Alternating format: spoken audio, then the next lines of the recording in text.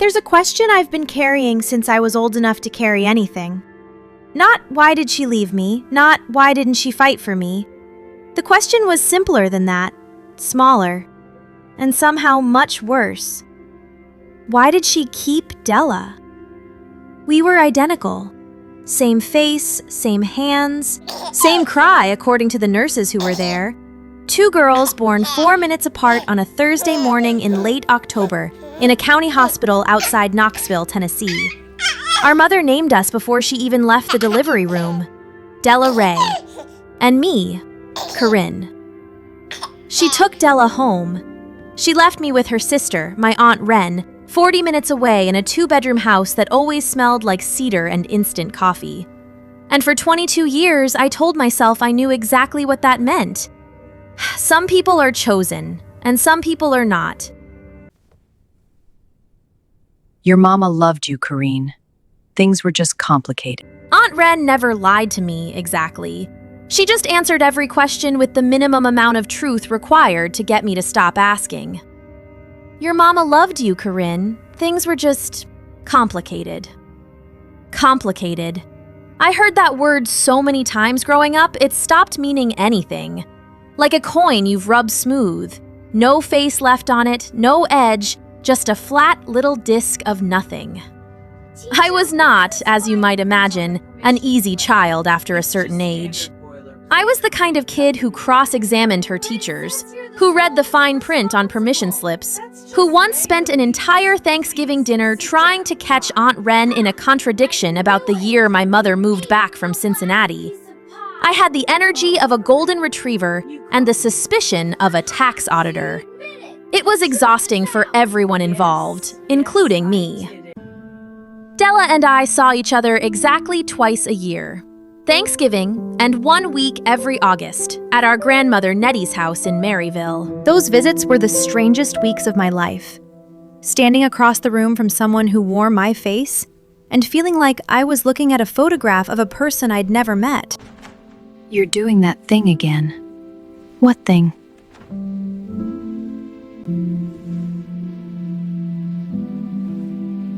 I just want to know what's different between us.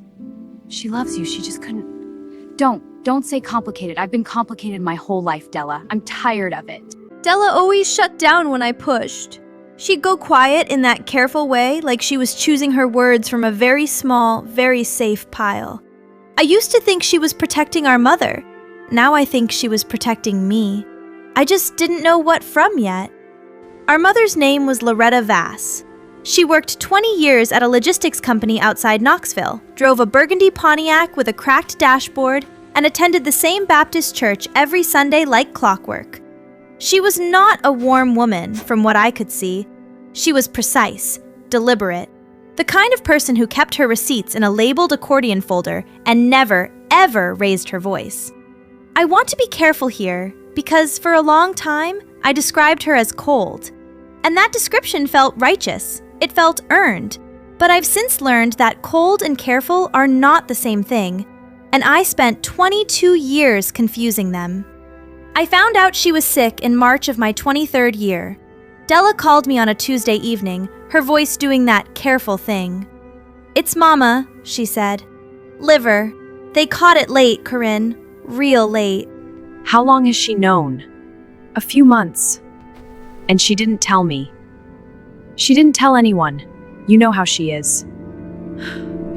Then why, Della? Why did she keep you and not me? Just say it. Say the reason out loud for once. Nothing? You can't even say it. I drove up on Friday. I had rehearsed approximately 47 different versions of what I would say to Loretta Vass when I walked into that house. Some of them were dignified. A few of them were not.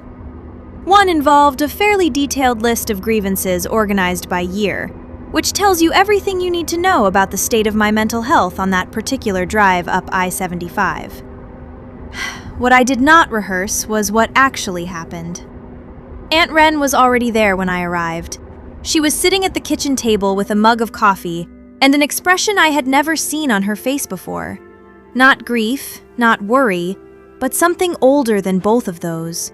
Something that looked a lot like relief that a long secret was finally almost over.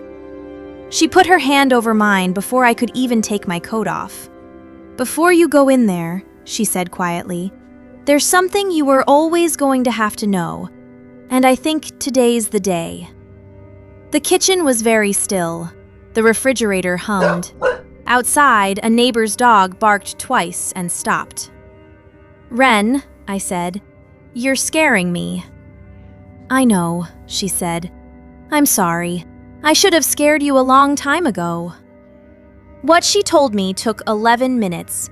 I know because I watched the clock on the microwave the entire time she spoke, counting the minutes like they were a rope I was holding onto above a very long drop.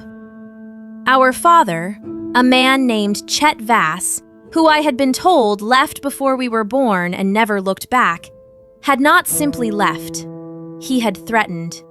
Specifically threatened, in terms that Aunt Ren would not repeat verbatim even now, what he would do if Loretta tried to raise both girls without him. He wanted one. He said one was manageable. Two was a problem. Two was something he could use. Loretta had made a calculation. The kind of calculation no person should ever have to make. She gave me to Ren not because I was less, not because Della was more. She gave me to Ren because Chet didn't know about Ren. I was the one she hid. I was the one she put somewhere he couldn't reach. She kept Della because letting him take Della entirely was the only way to keep him from finding me. 22 years of Thanksgiving visits. 22 years of standing across a room from my own face. 22 years of thinking the word complicated was a dismissal. It was a cover story. I had been safe my entire life, and I thought I was abandoned. She asked about you. Every week, Kareen. Every single week. Then why didn't she ever... She loved you, Kareen. She never stopped. He's been gone for 15 years, Ren. And she spent every one of those 15 years not knowing if that was permanent. She protected you the only way she knew how. I sat with Loretta for an hour that afternoon. She was smaller than I remembered. People say that about sick relatives, and I always thought it was a cliché. And then I walked into that bedroom and understood that it isn't a metaphor at all. Illness takes up space that the person used to occupy. She was there, but there was less of her, and the room held the difference like a held breath. She didn't apologize. I want to be precise about that, because this story is not one where the dying woman says sorry and the daughter forgives her and everyone goes home feeling clean. That is not what happened.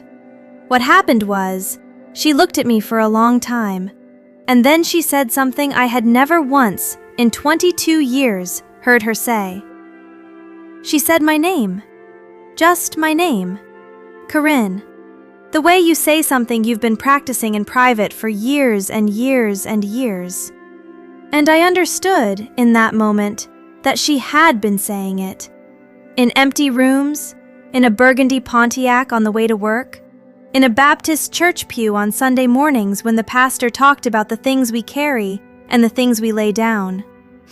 She had been saying my name to herself for 2 decades because she couldn't say it to me. You look just like I thought you would. You thought about it? Every day. I didn't feel safe. I felt left. I needed you to know that. I know. I know that too. You turned out brave. Reno is angry. I think I can be brave one. Loretta Vass died 6 weeks later, on a Wednesday morning, with Della on one side of the bed and me on the other. I held her hand, which I had never done before in my life. Her hand was dry and light, like something that had already begun returning to the air. I held it anyway.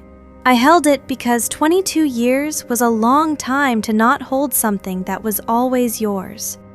At the funeral, a woman from the church pulled me aside and told me she'd always wondered why Loretta kept 2 framed photos on her desk at work. One of Della, one of a girl who looked exactly like Della, but who no one at the office had ever met. No one at the office had ever met her. But she was there, on the desk. every day for 20 years. I don't know what to call what I felt when I heard that. It wasn't forgiveness, exactly. Forgiveness suggests there was something to forgive, and I'm still working out the precise edges of that. It wasn't peace. Peace is too round a word for what was still jagged in me. I think what I felt was the specific grief of realizing you have been loved in a language you didn't know existed until it was almost too late to learn it. She kept a journal. I found it in the nightstand. I don't know if I can read that yet. What does it say?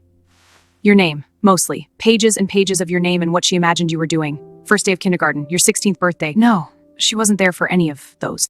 We're the same person, Corinne. We always were. She just needed the world to think we weren't. Do you ever resent her? Every day. And I'd do it again if it meant you were safe. I have the journal now. It's a plain composition notebook, the black and white marbled kind you can get at any drugstore in America for $1.49. I've read 3 pages. I'm not ready for more than that yet, and I've decided that's allowed. Some things you approach slowly, like a fire you're not sure is still burning. People ask me sometimes, people who know pieces of the story, whether I'm glad I found out the truth. And I always have to think about it longer than they expect me to. Because here's what's true. The truth did not give me back my childhood. It did not give me back 22 Christmases, or every August week that felt like visiting a stranger in my own face. It did not undo the years I spent believing I was someone's afterthought. But it gave me something I didn't have before. It gave me a different question to carry. Not, why didn't she want me? But, what did it cost her to keep me safe? And I think about Loretta Vass sitting in that burgundy Pontiac, driving to work, saying my name to the windshield, choosing me in the only way she believed was still available to her. Complicated, Aunt Wren always said. Yeah, I'm starting to think she wasn't wrong about that.